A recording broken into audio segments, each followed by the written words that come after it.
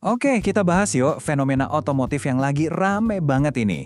Di saat semua orang, semua negara termasuk Indonesia ya, lagi gencar-gencarnya ngurangin emisi, ada loh sebuah subkultur yang malah bangga banget pamerin asap tebal dari mobilnya. Yap, mereka adalah cumi darat.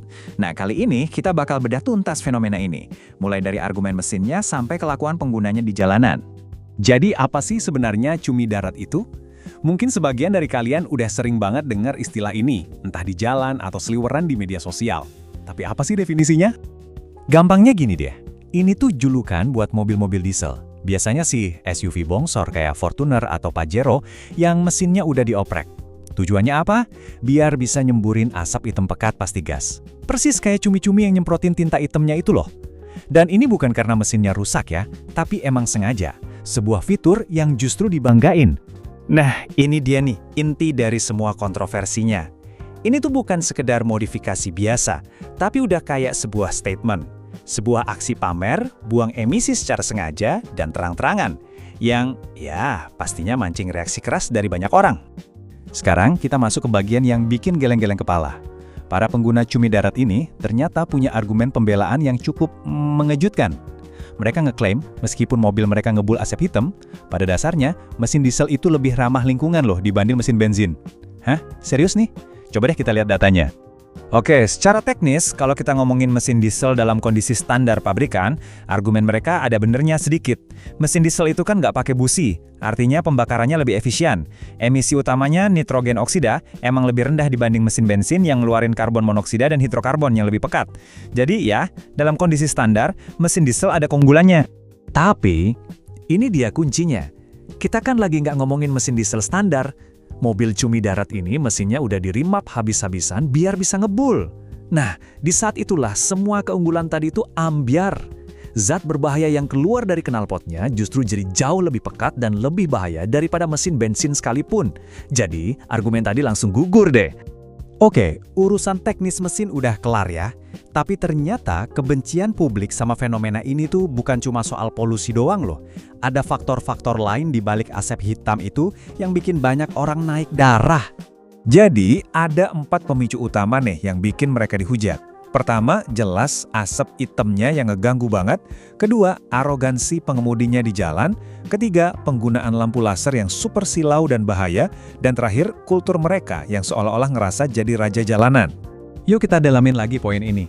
Soalnya banyak banget yang setuju kalau masalah utamanya tuh bukan di gaya modifnya, tapi di kelakuan orang di balik setirnya. Mobil yang dulunya kesannya mobil bapak-bapak yang kalem, sekarang jadi simbol buat anak muda yang pengen nunjukin eksistensinya dengan cara yang, ya gitu deh.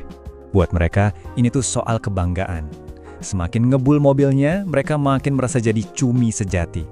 Coba deh kalian bayangin, lagi naik motor di belakang mereka pas lampu hijau, tiba-tiba, wis, asap hitam pekat yang bau langsung nyembur ke muka.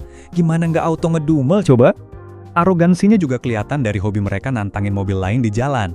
Ada cerita seru nih, tentang seorang pemilik BMW M3 yang sampai dijuluki cumi darat killer.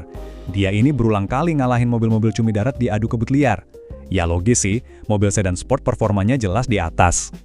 Tapi apa coba reaksi dari komunitas cumi darat? Bukannya ngaku kalah, mereka justru rame-rame di media sosial bilang cumi darat masih yang terbaik.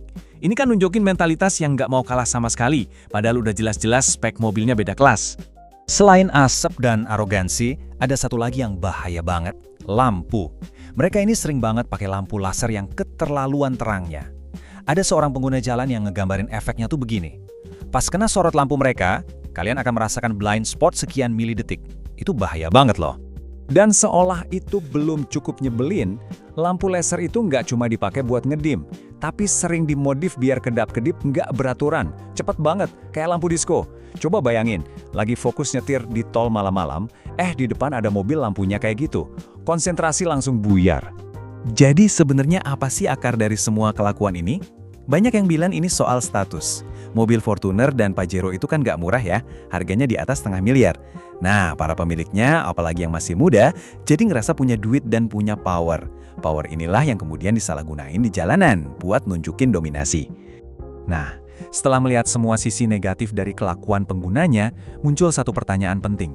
Apa ini artinya gaya modifikasi cumi darat itu sendiri yang emang jelek? Atau kita perlu misahin antara karya seninya dengan kelakuan si senimannya? Jadi kita tanya sekali lagi deh biar jelas. Apakah salah kalau seseorang modif mobilnya pakai gaya Thai look atau samlong yang jadi ciri khas cumi darat ini?